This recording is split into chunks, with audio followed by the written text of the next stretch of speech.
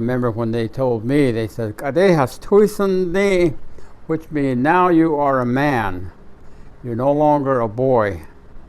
And so that meant that I was into the realm of being a man, which probably myself was to understand that I was now of age to have children and to produce children and to be a little bit more aware and more responsible.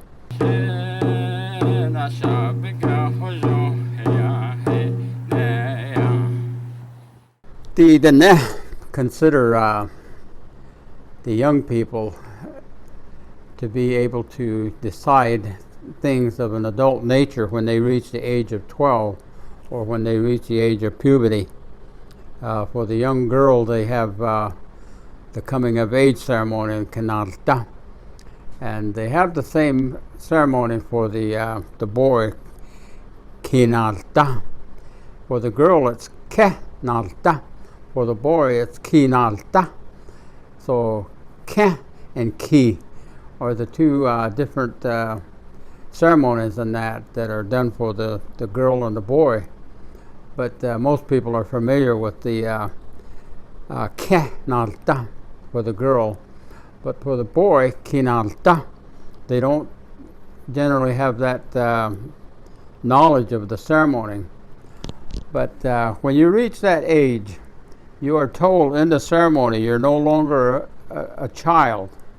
You are now, I remember when they told me, they said, "Kadehas tuisande," which means now you are a man.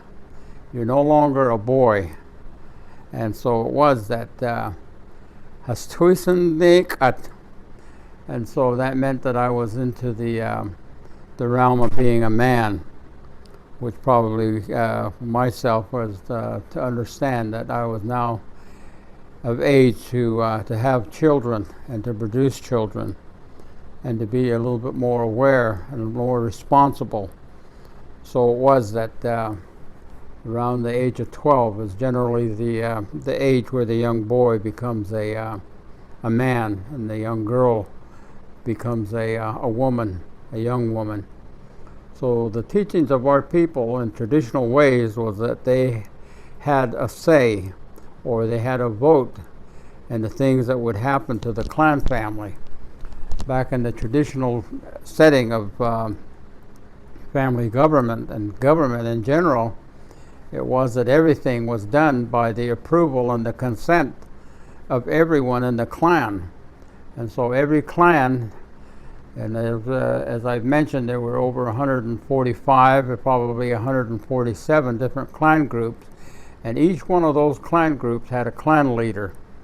The clan leaders, I think in most cases, were men, but if they were married and had a wife, they would also have include the clan mother.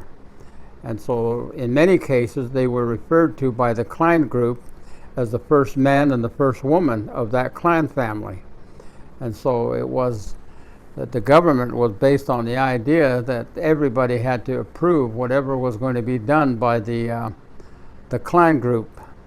And everybody's opinion and everybody's desire and vote was counted and considered. If there was one dissenting vote in the whole clan group, if there was just one dissenting vote, and that one person was not in consensus with the other members of the clan family, then they would not do it. It had to be unanimous as far as saying, okay, everybody agrees, and so therefore this is what we're going to do, and this is what we're going to live by, and this is our complete effort by everyone has made a commitment that we're going to do this together as one family and as one clan group and one clan family. And so the consensus vote was very important. And to this day, we still practice that to some degree, but also it is something that has a negative impact on the development of our Navajo Nation. You go to any of these chapter meetings, and to get approval on some project or something that is going to be worked on in the community, they put it to a vote. And The yeses are not the ones, the majority is not going to rule. If there is one dissenting vote, they put a stop to whatever the project is, and it's not followed through with.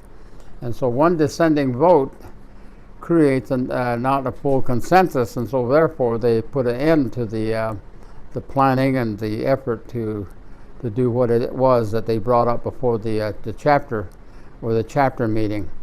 And so sometimes the ideas are good and it would help the whole community.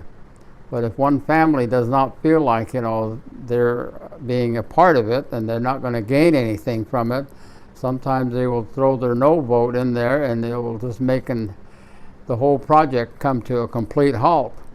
And so those are the dangers of the way of doing a consensus vote and trying to follow the traditional way.